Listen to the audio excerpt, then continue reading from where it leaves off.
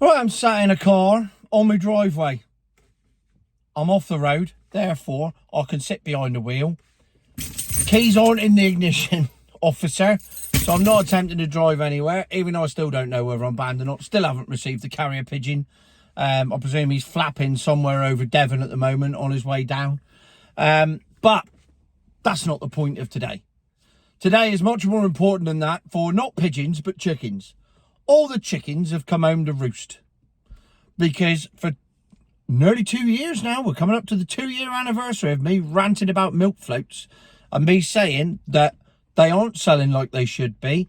The figures aren't being met. They're not going to reach their targets. Sales aren't increasing, and they're not increasing at the rates they should be. And all the evangelists out there saying, you're thick as mince. You don't know what you're talking about. You're thick as shit. You don't understand it. You don't understand anything. Really? Because this week, many chickens have come out, and they've all come home to roost in the same place, Downing Street. Because today, the car manufacturers have gone to the government and gone, we can't sell EVs because nobody wants them. However, if you give us subsidies, we'll be able to sell them. Exactly like every other bloody green policy. Wind farms. Oh, if we have subsidies, they're worth doing.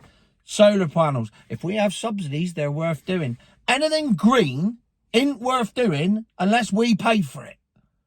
And then we buy it using our subsidies, which we've paid for, and therefore we're saving the planet by paying for it.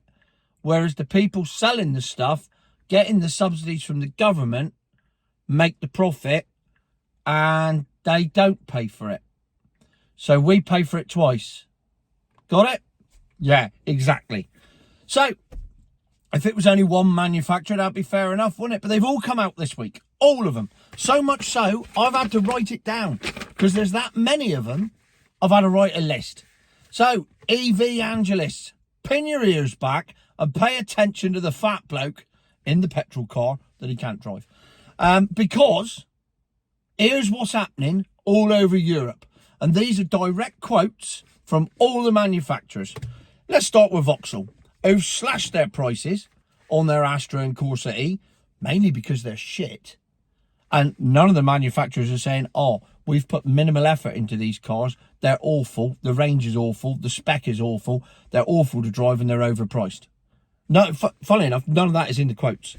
But what they have said, demand has slumped. This is Vauxhall's word. Demand has slumped, and Stellantis Group that owns Vauxhall demand the government help to boost demand. So let me put that in layman's terms. People don't want milk floats. So they want the government to make it that much of an incentive that you have to buy a milk float because you'd be an idiot not to buy one. So basically giving milk floats away for free at 50% less than petrol car prices is the only way people are going to buy milk floats. Really? I didn't see that coming. Fiat, also part of Stellantis. 500e, the Fiat 500, ace little car that. The 595R Barth, lovely little go-kart. The 500e, pile of crap. So they've suspended it. They were meant to start production again in September. They're not. They're now saying November, possibly December. Who knows when they're going to start making it again, because they're not selling them, because nobody wants them. Quote, slump in demand has left the market in deep trouble. Jeep, also Stellantis, who make the Avenger, which is what the Alfa Romeo electric thing is based on, but I don't want to talk about that, it'd make me upset. That was going to be all electric, nothing else. Now they're sticking a petrol engine in it because they can't sell the electric ones. The same thing applies to the Citroen C4X. However, if you go back through, you will find a road test that I did on a Citroen C4X where it was possibly the worst journey I've been on in a milk float. And I've done some shit ones in a milk float. But the C4 was proper shit. I think it had a range of 80 miles on a good day. And that wasn't a good day. I started off in St Ives. Go back through, you'll find it. It's on my YouTube channel. It's all there. Skoda. We're going to roll out full EV, nothing else, by 2030. They've pulled that now. and they've extended their petrol manufacturing. Toyota. Now, this is a direct quote from Akio Toyoda. I don't know how he got the job. Probably because he had 5 letters out of 6 in his surname wrong. CEO Akio Toyoda of Toyota said, "It is not possible when 1 billion people live without electricity to have all EVs." That's an interesting angle, isn't it, Mr. Toyota? Thank you for that, or Toyota. And he predicts, this is the CEO. Remember, Toyota are the company that invented the hybrid. They make more hybrids than anyone else. He predicts EVs will be no more than a 30% market share in the near future. And by the near future, he means the next 20 years. 30%, not 100%, not 80%, 30. That's it. Interesting. Especially when the government have admitted that in the budget at the end of the month, they'll be pulling it back from 2035 to 2030. And I think the CEO of Toyota may know slightly more about the market than Rachel Reeves. Volvo. "We believe the future is electric." That's a direct quote. "But we're making more hybrids because people don't want electric." So they think they know the future is electric, but they also know their customer base, and they know their customers don't want electric. Don't worry, that's just the first page. There's more. Renault, direct quote, "Customers are not ready for full EV." Renault, direct quote. Porsche, "We want to be 80% electric by 2030. Now it's going to be much less than that." That's their direct quote. "It'll be much less than that. We can't say exactly how much less, but it'll be less." Ford, 2030 is too ambitious. And this is a direct quote. 2030 too ambitious is a direct quote, but this is a direct quote from the CEO of Ford. "We might have to artificially inflate figures by restricting petrol car sales."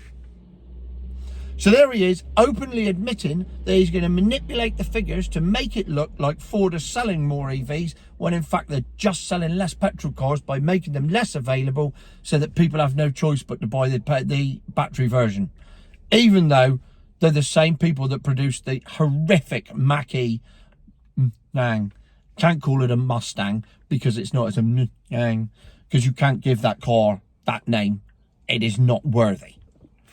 Mercedes-Benz, going to be 100% electric by 2030. Now, only 50%. 100 to 50. VW, 100% by 2030. Now only 70%. Or less. Bentley. I mean, in what world was Bentley going to go all electric? Aston Martin, same thing. "Oh, our customers aren't very keen." No, because if you want an Aston Martin, you want a bloody V12. That's the whole point of buying an Aston Martin. It's a beautiful British sports car with a beautiful British engine, and it makes a beautiful British noise. And if it just goes, why would you want that? And in the government letter received yesterday by the Department of Transport, where the manufacturers have all got together and said, "This is what we want you to do to make us sell the cars that we don't want to sell, that you want us to sell, because you're being dictated to by the WEF." But they may have left that last bit out. So I've mentioned so far Vauxhall, Fiat, Jeep, Citroen, Skoda, Toyota, Volvo, Renault, Porsche, Ford, Mercedes-Benz, VW, Bentley, Aston Martin. In the government letter, BMW, Jaguar, Land Rover and Nissan. That's virtually everybody. That's virtually every car manufacturer in Europe. I've all said the same thing. EVs aren't selling. We can't sell them because the customers don't want them. So to all you EVangelists out there that said, "You're thick as Mincetown, you're thick as shit, you don't know what you're talking about. EV sales are soaring. EVs are the future. You just don't want to admit it. Oh, you prefer it if the horse and cart was still around, wouldn't you?" No. All I want is freedom of choice to buy what car I want, when I want to buy it, without being dictated to by a government on what is or is not acceptable to drive on the road. And that's all anybody else wants. And if that isn't proof of it, You need to pull your head out of the sand and look at the telly. No, don't look at the telly. Look at the YouTube channels. Or look at the internet. Because I got all this information off the internet. It's all there. It's all available. You can see it. But you have to pull your head out your ass first and admit that you were wrong. And that is where the milk flirter will always fail. Admitting they were wrong. Here endeth the lesson, future my arse.